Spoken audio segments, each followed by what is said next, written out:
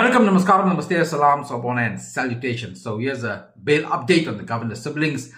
Today, 30th January, they were back in court. It was resumption of their bail application. Just a note today, 30th January marks 30 days since the siblings were incarcerated, and a full month just for the bail application, which, by the way, is still not completed. Makes you realize that the trial itself can go on for years. Case in point, the Senzo Maia trial.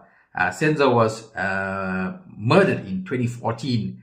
People were with him in the house at the time. 10 years later, the trial still continues. Anyways, back to today's proceedings. The government case was delayed until after 11 as the courtroom was being used for the case of Duruzile Zuma Sambudla, who made her first appearance in the Durban Match Court on charges of incitement and terrorism linked to the 2021 July unrest. The state alleges the accused had an impact on the unrest, which saw widespread looting and over 350 people killed. She is facing charges related to terrorism and public violence related to a social media post. Now, these are serious charges. Businesses were looted, people killed. But the state did not oppose bail, and bail was granted at 3,000 Rand. There you go. So back to the Govender case. Counsel for accused number 2, Darren Govender, presented their oral arguments today as to why bail should be granted. At about 3 o'clock today, the power went off in the court, so case adjourned until tomorrow, Friday. On Friday, the state will present their oral arguments as to why both accused should be denied bail, and then the matter will then be closed for the match to rule.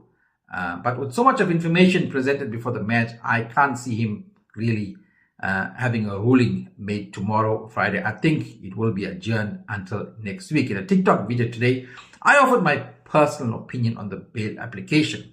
That's my personal opinion based on facts that I have seen and heard in terms of documents and heard in court. And I think bail will be granted for the following reason. See, every accused person is entitled to bail. It's their right. Granting bail in the court does not mean they are not guilty. At present, they remain only the accused. So these are my reasons. At present, they are only the accused. They have not been found guilty. They have cooperated with authorities from day one. They have homes, property, business, and family. So they are not flight risks, and indeed their passports are with the state.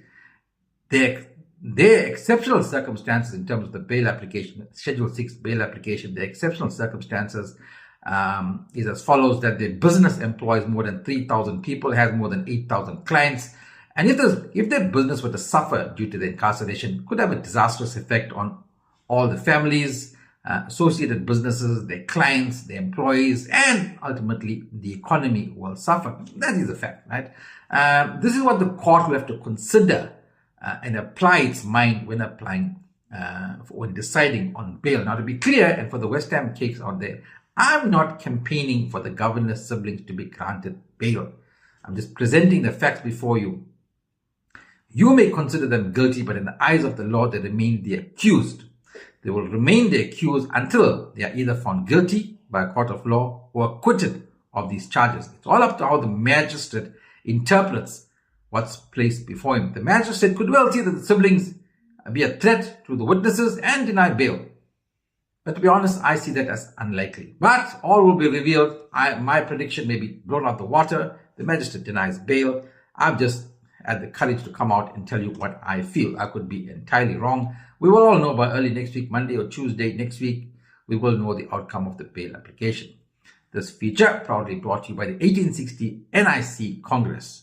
We have just launched our Joburg chapter. I've just returned from spending almost an entire week in Joburg, and things going well there. If you would like to join the revolution to give the Indian minority a voice, WhatsApp 073-767-5836, or you can email info@1860nicc.org.za.